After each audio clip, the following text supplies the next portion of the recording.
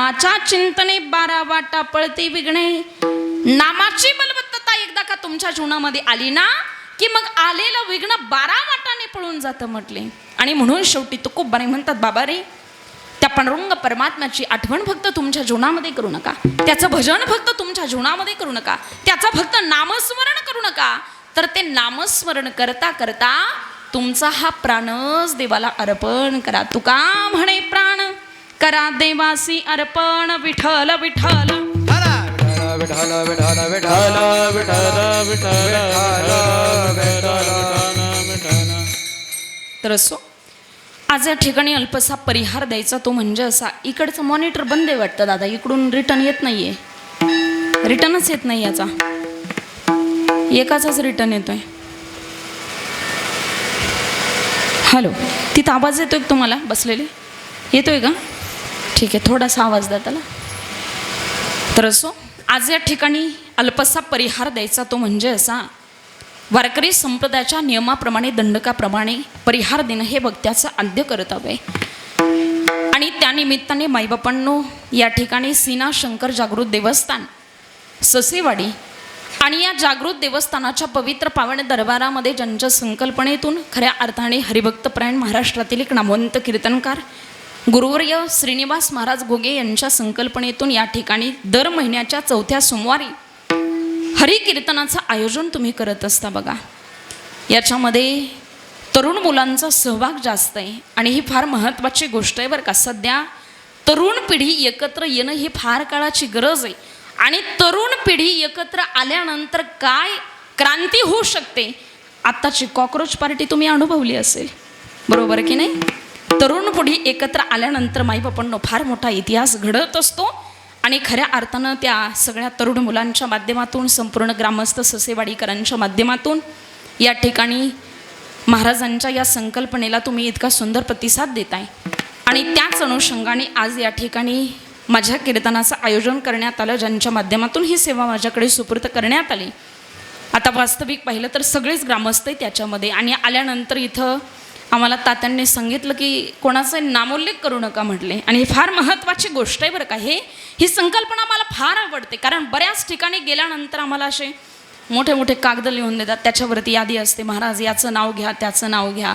पण सांगू तुम्हाला, माझं प्रामाणिक मत असं आहे, सप्ताह किंवा कीर्तन हे नावा करता नसावं, भगवंताच्या नामा करता असावं, बरोबर की नाही? वाजवा की आता मोकळ्या मनानं, टॅक्स नाही लागला त्याच्यावर अजून.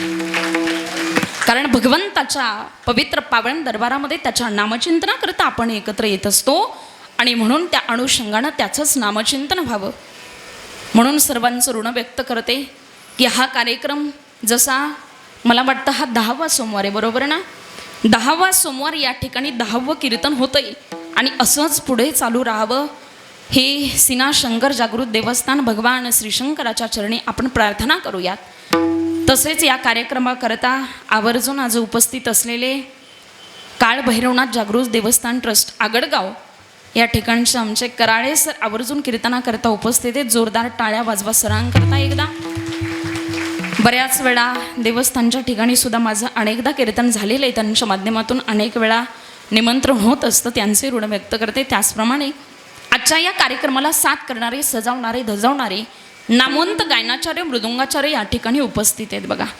आता सर्वांचा वेळेच्या मर्यादेमध्ये नामोल्लेख करणं काही शक्य नाही, सर्वांचं ऋण व्यक्त करते. सगळे ज्येष्ठ वरिष्ठ मंडळी आहेत, सर्वांच्या चरणी विनम्र भावनेनं वंदन करते. त्याचप्रमाणे सुंदर असे साऊंड सिस्टीम ज्यांचे, वास्तविक पाहिलं तर जितका सुंदर माझा आवाज तुम्हाला ऐकू येतोय तितका सुंदर नाही बरं का. आहे का बसलेले?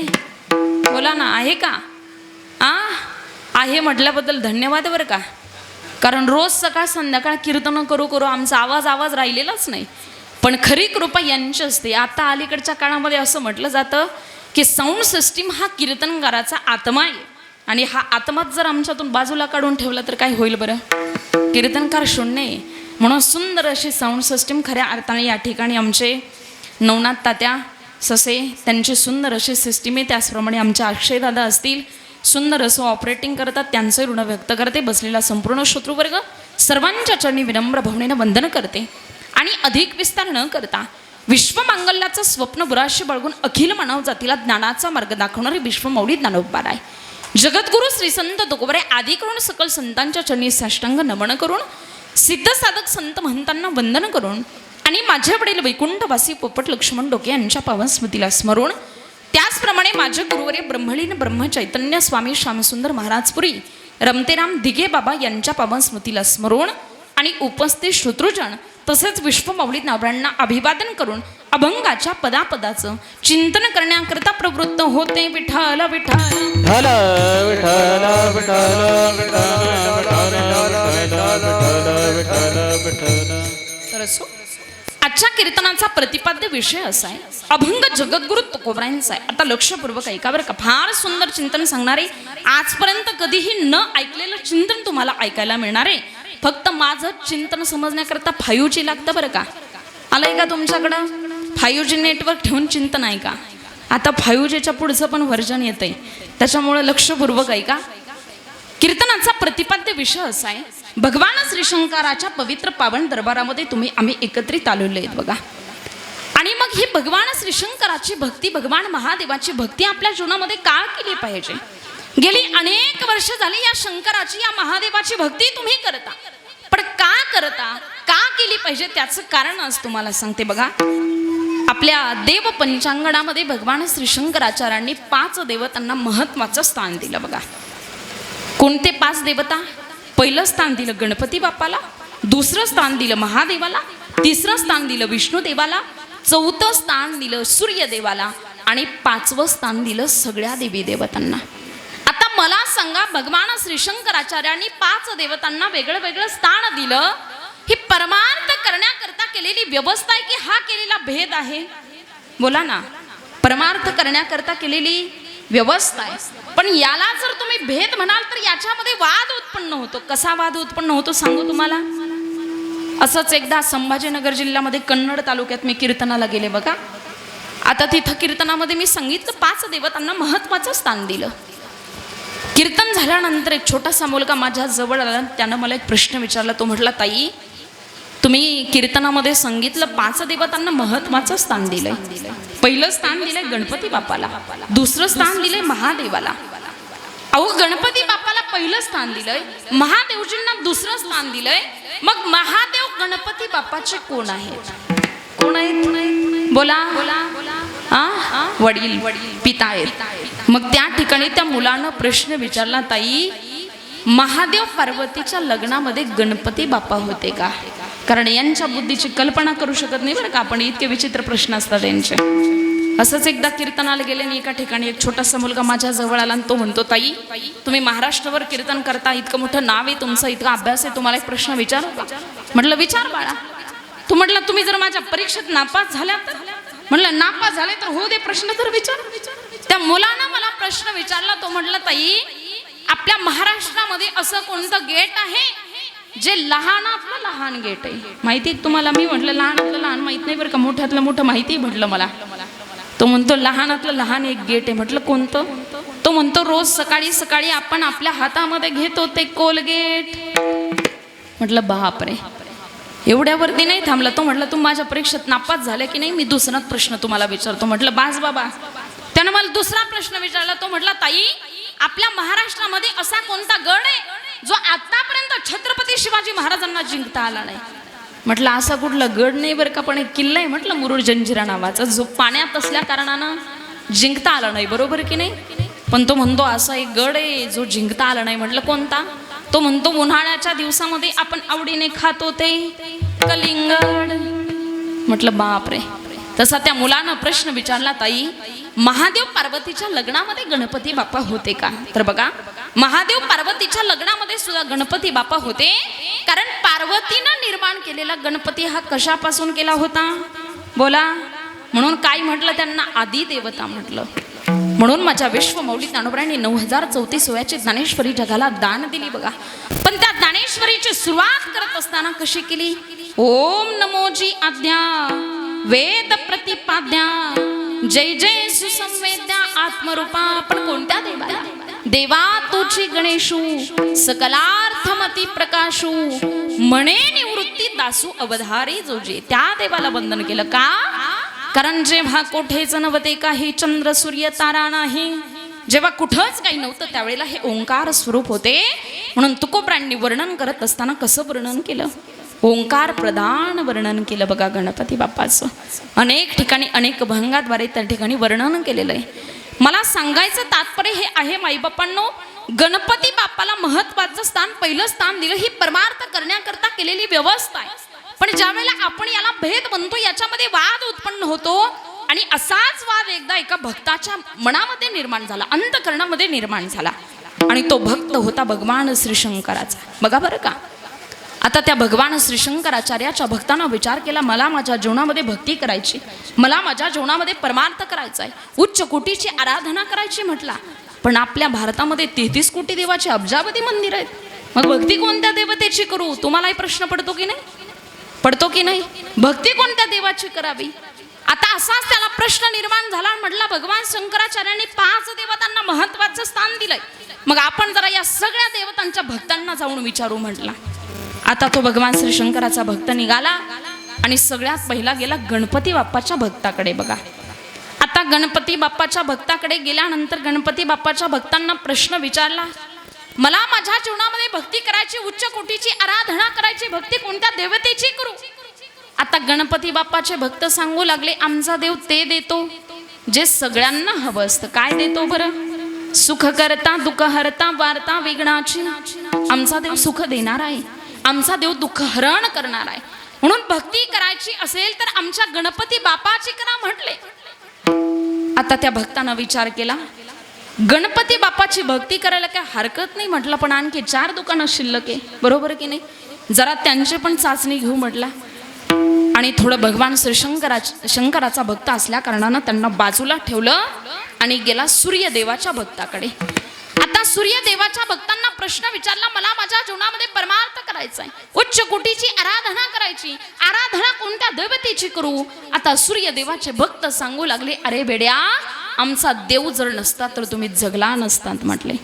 जगला असता का हो तुम्ही? सूर्यदेव नसता तर? आमचा सूर्यदेव आहे म्हणून पृथ्वीवरती सूर्यप्रकाश पडतो आणि म्हणून अन्नाची निर्मिती होते, म्हणून तुम्ही सगळे जगता ना. म्हणून भक्ती करायची असेल तर आमच्या सूर्यदेवाची करा म्हटला. बरं म्हटला, ठीक आहे सूर्यदेवाची भक्ती करू, पण जरा विष्णुदेवाच्या भक्तांकडे जाऊन येऊ. आता विष्णुदेवाच्या भक्तांकडे गेला. विष्णुदेवाच्या भक्तांना तोच प्रश्न विचारला. विष्णुदेवाचे भक्त सांगू लागले, तुम्हाला तुमच्या जीवनामध्ये लक्ष्मी हवी असेल तर भक्ती कोणाची करा? विष्णुदेवाची करा. आता कोणाला नकोय बरं लक्ष्मी? तो म्हटला ती तर आपल्याला हवीच आहे, पण शेवटी विचार केला, म्हटला आणखी 2 दुकानं शिल्लक आहे. आता जरा सगळ्या देवी देवतांच्या भक्तांकडे जाऊन येऊ. निघाला, सगळ्या देवी देवतांच्या भक्तांकडे गेला आणि त्यांना प्रश्न विचारला, मला माझ्या जीवनामध्ये परमार्थ करायचा आहे, कोणत्या देवाची भक्ती करू? आता देवीचे भक्त सांगू लागले, आमच्या देवीची भक्ती इतकी सोपी, इतकी सोपी, इतकी सोपी आहे, थोडीशी भक्ती केली तरी सुद्धा आमची देवी अंगात येते. येते की नाही माता माऊल्या? येते ना? इतकी सोपी आहे म्हटलं आमच्या देवीची भक्ती. बरं ठीक आहे. शेवटी म्हटलं आता सगळ्यांकडे जाऊन झालं, आता भगवान शंकराच्या भक्ताकडे जाऊ. कारण तो होता भगवान श्री शंकराचा भक्त, महादेवाचा भक्त. निघाला, भगवान शंकराच्या भक्ताकडे गेला आणि त्याच्याकडे जाऊन त्याला प्रश्न विचारला. आता ऐका बरं का, भगवान श्री शंकराची आराधना आपल्या जीवनात का करायची? ती प्रार्थना, खऱ्या अर्थानं ती भक्ती आपल्या जीवनामध्ये का करावी याच्यामधून तुमच्या लक्षात येईल. त्या भक्तांकडे गेल्यानंतर भगवान शंकराचे भक्त सांगू लागले, आम्ही काय कोणत्या देवाची निंदा करत नाही म्हटले, पण तुझ्या फायद्याकरता सांगतो, भक्ती करायची असेल तर आमच्या महादेवाची करा. का बरं? त्यानं प्रश्न विचारला, महादेवाची भक्ती का करायची? त्यावेळेला ते भक्त सांगू लागले, या जगातले सगळे देव स्वार्थी आहेत म्हटले. तुम्ही विष्णूची भक्ती करा, विष्णूचे भक्त म्हणतात आम्ही सदैव सुडके, म्हणतात की नाही? कुठल्याही देवतेची भक्ती करा, पण आमच्या महादेवाची भक्ती इतकी सोपी, आमचा देव इतका निस्वार्थी, इतका निस्वार्थी, इतका निस्वार्थी आहे. 10 कोटीचं मंदिर बांधा तुम्ही महादेवाचं, ते मंदिरात राहतात का हो? मग कुठे राहतात? बोला. स्मशानाशी वस्ती रुद्र करी. ज्यावेळेला 4 जणाच्या खांद्यावरती तुम्ही जाता ना, तुमच्यासोबत कोणीच नसतं, तुमचे मायबाप तुमच्या उमऱ्यापर्यंत, तुमचे नातेवाईक तुमच्या अंगणापर्यंत, आणि ज्या वेळेला स्मशानभूमीपर्यंत तुम्ही जाता, तुम्हाला अग्नी डाग दिला जातो ना, सगळे परत माघारी येतात. त्यावेळेला तुमच्या सोबतीला तिथं जर कोणी असतील ना, तर ते भगवान श्रीशंकर म्हणजे महादेवजी आहेत. म्हणून भक्ती करायची असेल तर आपल्या जीवनामध्ये भगवान श्रीशंकराची म्हणजे महादेवाची करा. तुमच्या जीवनामध्ये ती घडते, म्हणून हे फार महत्त्वाचं आहे. आणि त्यांचेच अवतार असणारे आपले श्री काळ भैरवनाथ, काळ भैरवनाथाची भक्ती सुद्धा तुमच्या जीवनामध्ये घडते माई बापांनो. कारण तो अवतार सुद्धा कोणाचा आहे? नाथ माझा काळ भैरी अवतार शिवाचा, नाथ माझा काळ भैरी अवतार शिवाचा, अवतार शिवाचा, नाथ अष्ट भैरवाचा, अवतार शिवाचा, नाथ अष्ट भैरवाचा.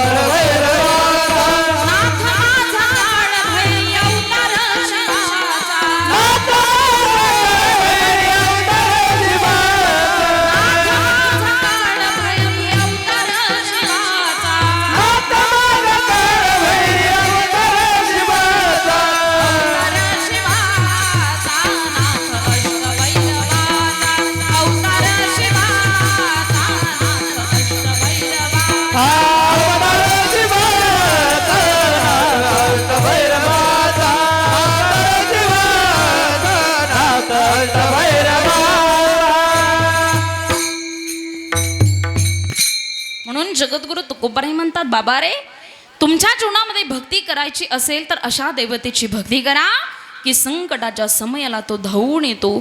कुठल्याही देवतेची भक्ती जर तुम्ही केली ना मायबापांनो, तर ती त्या देवतेपर्यंत जाऊन पोहोचते. म्हणून तुकोबाराय म्हणतात, बाबा रे, ज्याच्या वेळेला तुमच्या जीवनामध्ये संकट येईल, ज्याच्या वेळेला एखादं विघ्न निर्माण होईल ना, त्या वेळेला त्याची आठवण तुमच्या जीवनामध्ये करा. तो निश्चितच धावून आल्याशिवाय राहणार नाही. अभंगाचं प्रथम पडता जड भारी, पडता जड भारी, पडता जड भारी, पडता जड भारी, पडता जड भारी, पडता जड भारी, पडता जड भारी, पडता जड भारी, पडता जड भारी, पडता जड भारी, पडता जड भारी, पडता जड भारी, पडता जड भारी, पडता जड भारी, पडता जड भारी, पडता जड भारी.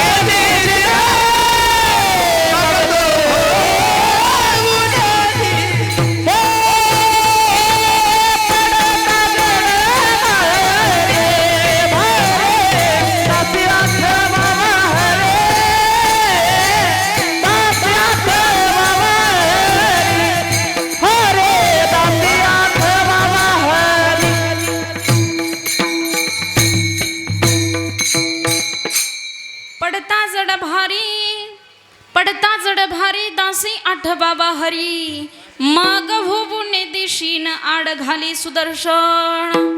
संकटाच्या समयाला त्याची आठवण जर केली ना म्हटले तो निश्चितच धावून येतो. सगळ्यांना माहिती, अनेक वेळा अनेक भक्तांकरता तो धावून आला. माईबापांना त्याचं जर रात्रंदिवस तुम्ही भजन केलं ना, तुम्ही त्याचं भजन करता याच्यामध्ये नवल नाही बरं का. एक दिवस तो तुमचं भजन करत असतो. एका भक्ताचं भजन त्यानं त्याच्या जीवनामध्ये केलं. रात्रंदिवस द्रौपदीनं भगवान श्रीकृष्णाचं भजन करावं, पण एक दिवस भगवान श्रीकृष्णानंच द्रौपदीचं भजन चालू केलं की नाही. आणि हे भजन पडायचं उद्धवाच्या कानावरती. आता उद्धवजीला असं वाटायचं द्रौपदी ही मानलेली बहीण आहे, सुभद्राताई ही सखी बहीण आहे. देवा, लोक असं म्हणतात रे चतुरातो शिरोमणी खूण लावण्याची खाणी, पण वेडाच देवा तो तुला काही कळत नाही म्हटले. का रे उद्धवा असं का म्हणतोस तू. आता उद्धवजी सांगू लागले देवाला, देवा सुभद्राताई तुझी सखी बहीण आहे, द्रौपदीताई तुझी मांडलेली बहीण आहे.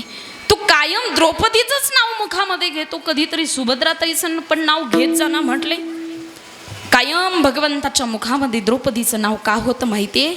ज्यावेळेला भगवंताच्या बोटाला लागलं ना, माई बापांनो सकाळी सकाळी चिंदी बांधण्याकरता भगवंत द्रौपदीच्या दारामध्ये ज्यावेळेला जातात ना, सकाळच्या प्रसन्न वातावरणामध्ये माई बापांनो हातामध्ये बेल फुल गंध अक्षदा आणि तुळशीला पाणी घालणारी ती द्रौपदीताई अखंड भगवंताचं गोड भजन करायचे. किती गोड भजन होतं रे. हरे राम हरे राम राम राम हरे हरे, हरे राम हरे राम राम राम हरे हरे. हरे कृष्ण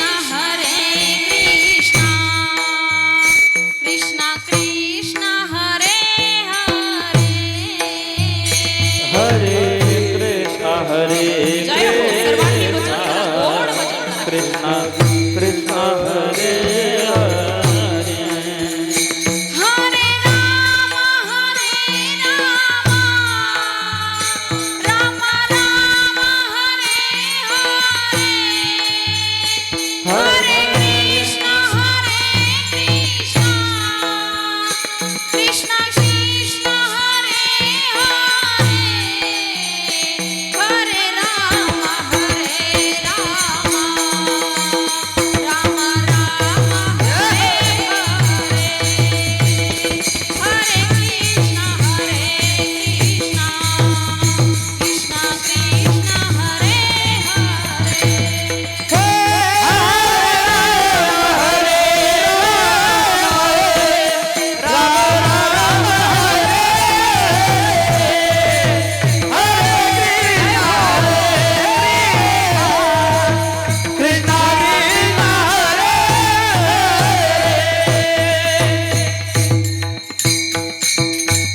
सुंदरसं भजन करणारी द्रौपदी ताईच्या वेळेला भगवंताच्या कानावरती भजन पडताना माईबापांनो इतके प्रसन्न होतात भगवंत.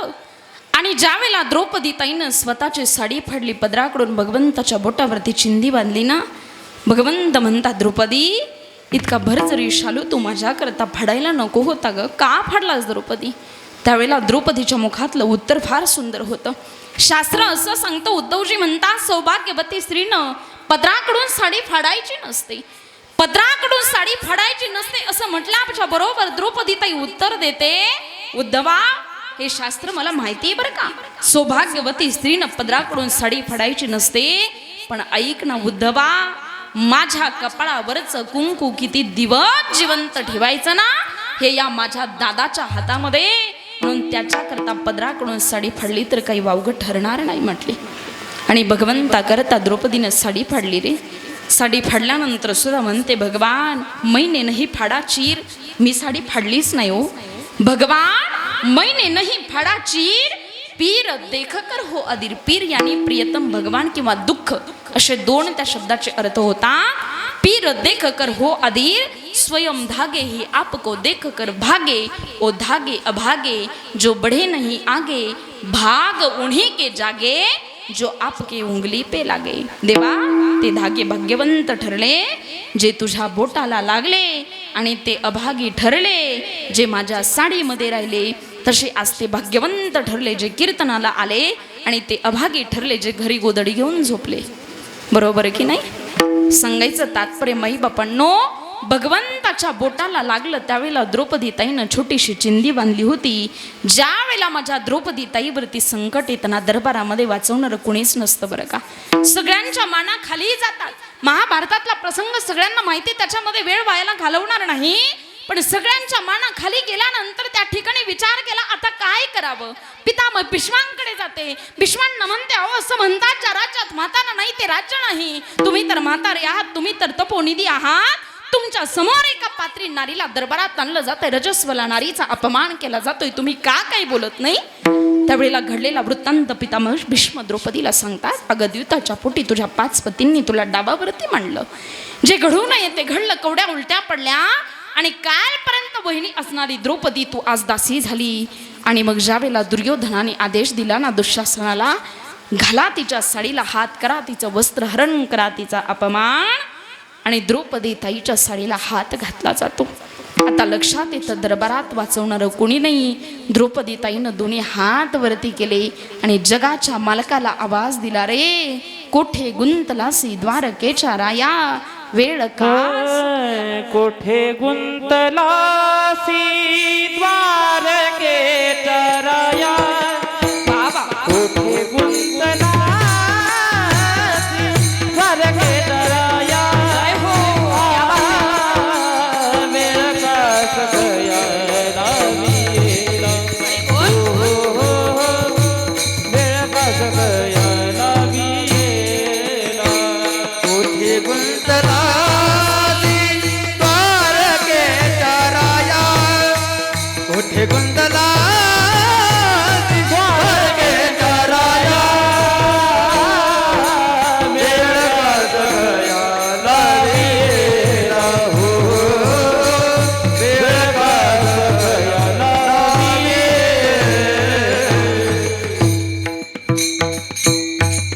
इतका धावतो जगाचा मालक, इतका धावतो त्वरा झाली गरुडा टाकेले मागे, द्रौपदीच्या लागे नारायणे. आणि दरबारात आल्यानंतर लक्षात येतं आता द्रौपदी करता काय केलं पाहिजे. अरे इतक्या साड्या पुरवल्या, इतक्या साड्या पुरवल्या, वेळ प्रसंगी द्रौपदीचं वस्त्रहरण थांबवलं, स्वतःचा पितांबर ही द्रौपदी करता भगवंताने दिला.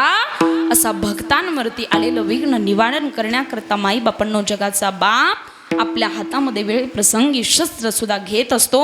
तुकोबाराय सांगतात अभंगाच्या 2 चरणात,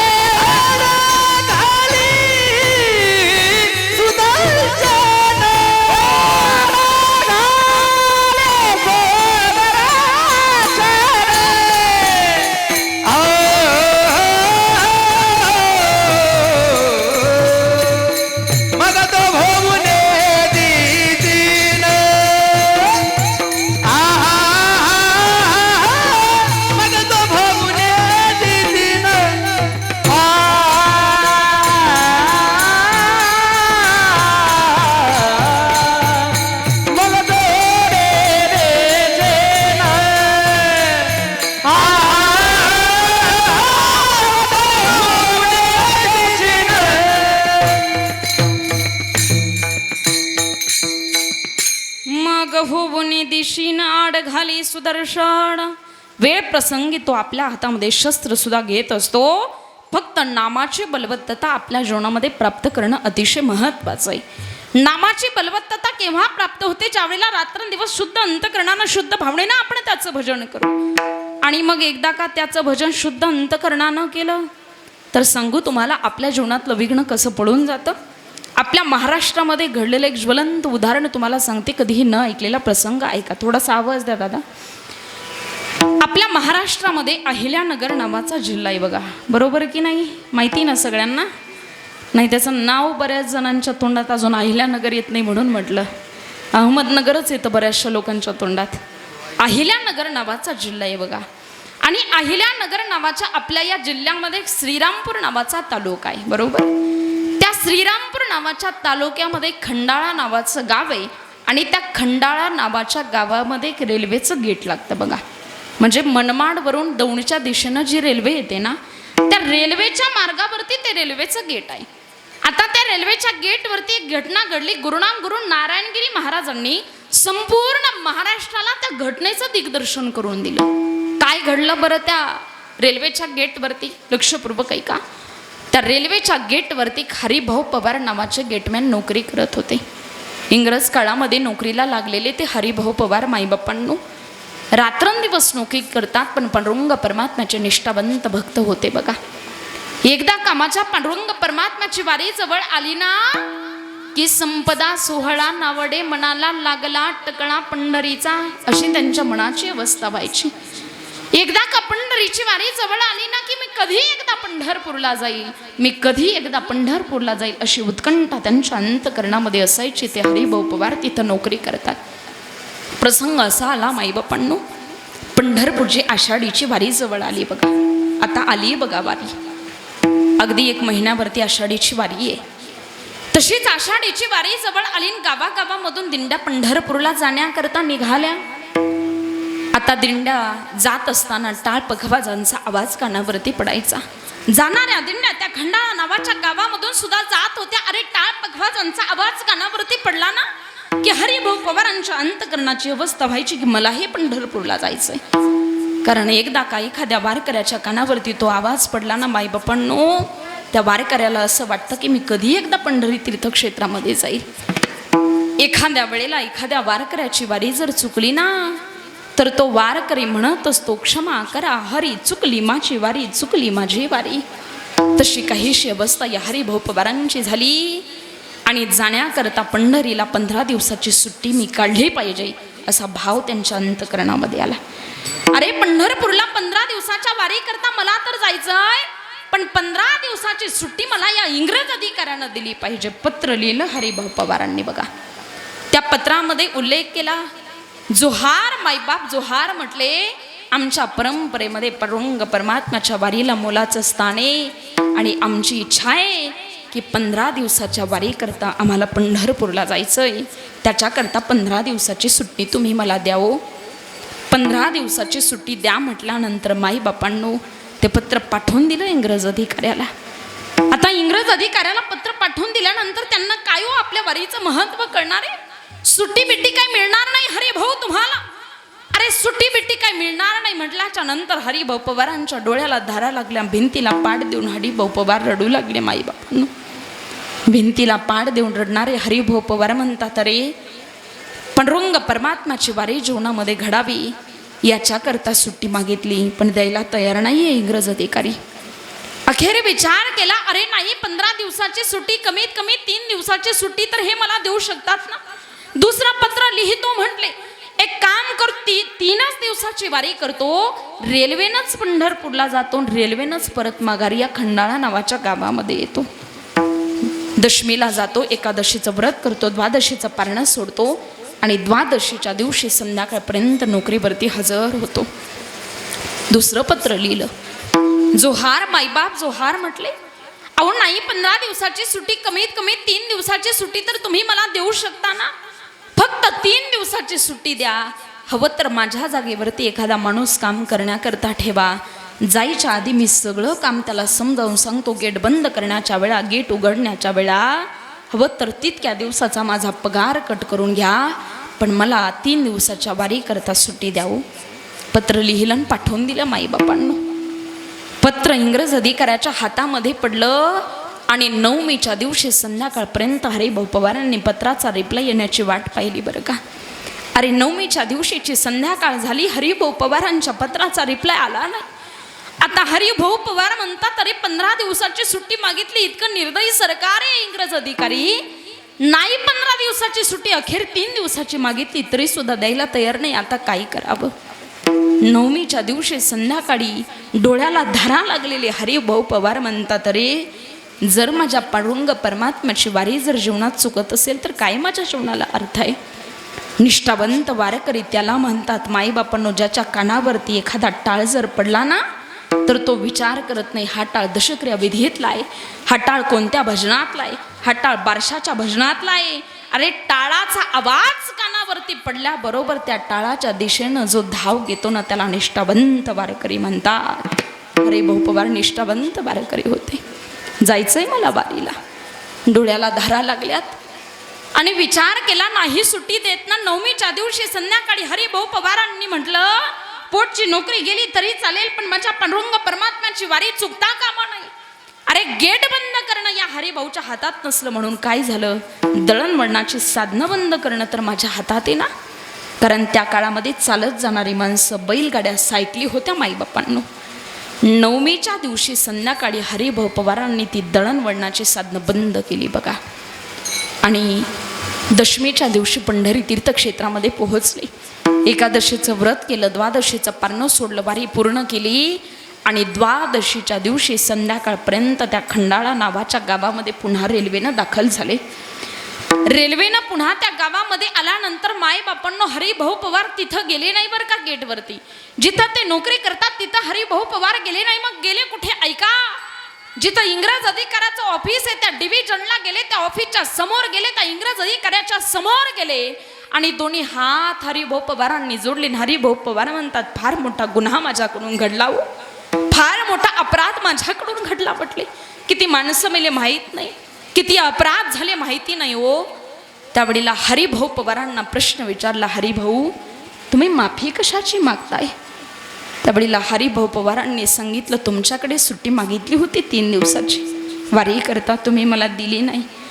3 दिवसापूर्वी वारीला जाण्यापूर्वी विचार केला पुढची नोकरी गेली तरी चालेल पण माझ्या पांडुरंग परमात्म्याची वारी चुकता कामा नाही. असा विचार करून वारीला गेलो. 3 दिवसाची वारी पूर्ण केली पण माझ्या पुढची नोकरी घालू नका हो. 3 दिवसाच्या वारी करता तुम्ही खरंच पंढरपूरला गेले होते हरिभाऊ. इंग्रज अधिकाऱ्यांना प्रश्न विचारला आणि हरिभाऊ पवार म्हणतात अहो खोटं कशाला बोलू.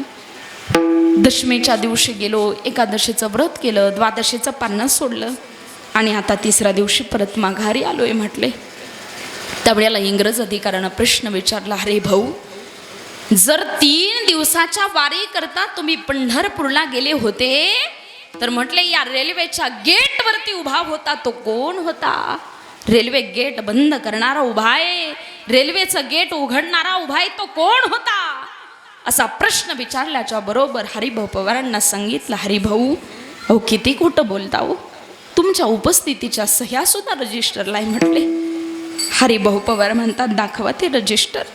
ऐका ना माई बाप्पांनो, हरिभाऊ पवारांनी ते रजिस्टर ज्या क्षणाला हातामध्ये घेतलं ना रे, त्या रजिस्टराची पानं उलगडायला सुरुवात केली ना, जसं एखाद्या साधकाच्या जीवनामध्ये त्या साधकानं ज्ञानेश्वरीची पानं उलगडावी आणि एखाद्या ओवीचा भावार्थ त्याच्या हृदयाला जाऊन भिडावा आणि त्याच्या डोळ्याला धरा लागाव्या ना, तशी अवस्था हरिभाऊ पवारांची झाली.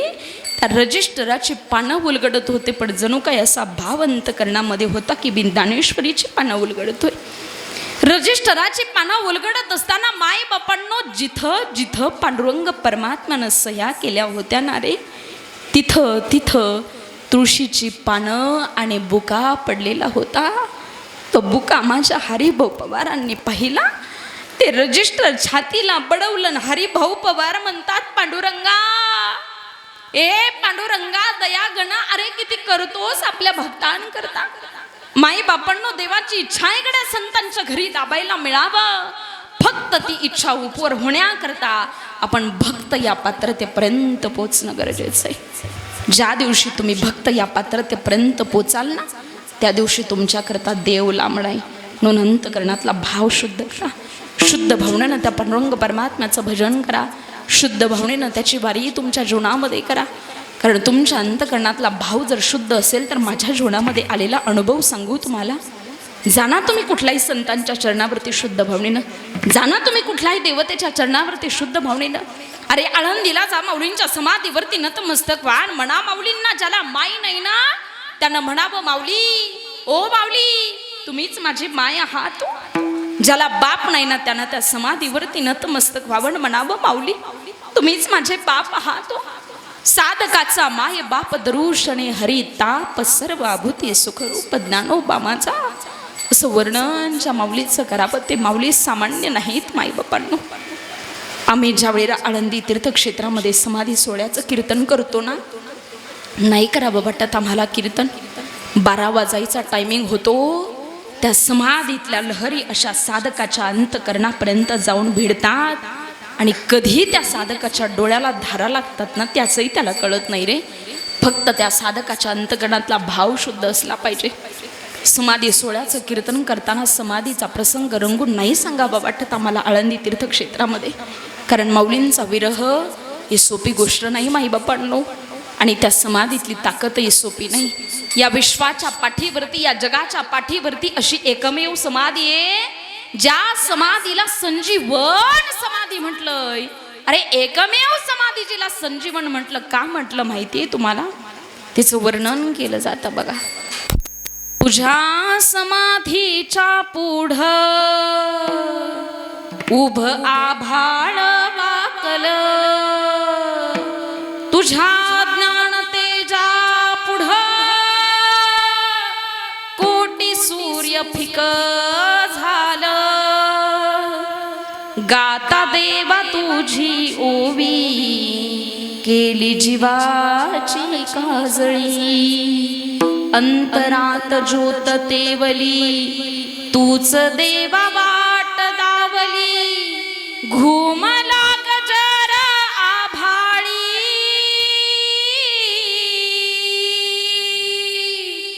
ज्ञानराज माझी माऊली.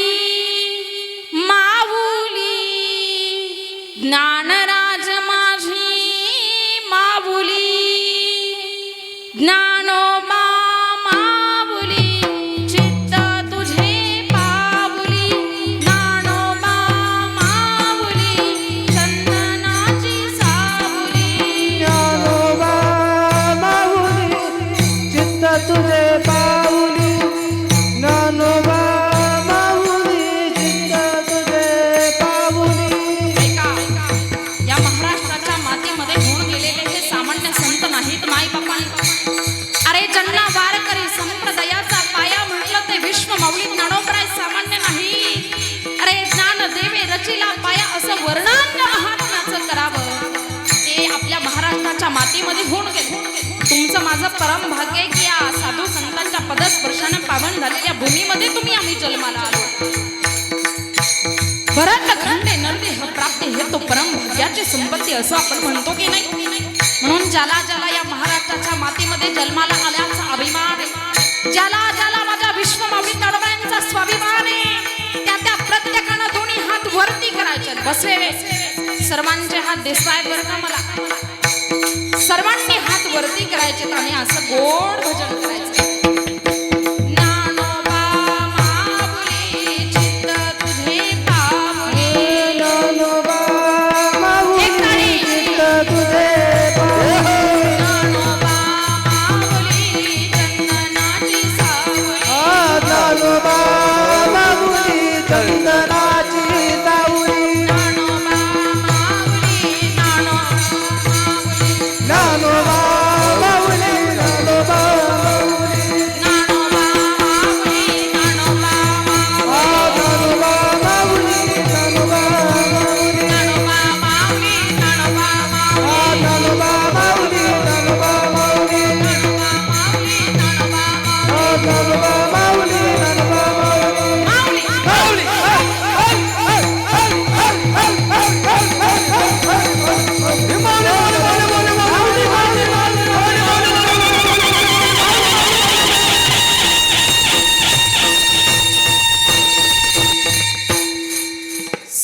म्हणायचं तात्पर्य माईबापांनो, हरिभाऊ पवारांच्या अंतकरणातला भाव शुद्ध होता. शुद्ध अंतकरणानं शुद्ध भावनेनं रात्रंदिवस त्या भगवंताचं भजन केलं.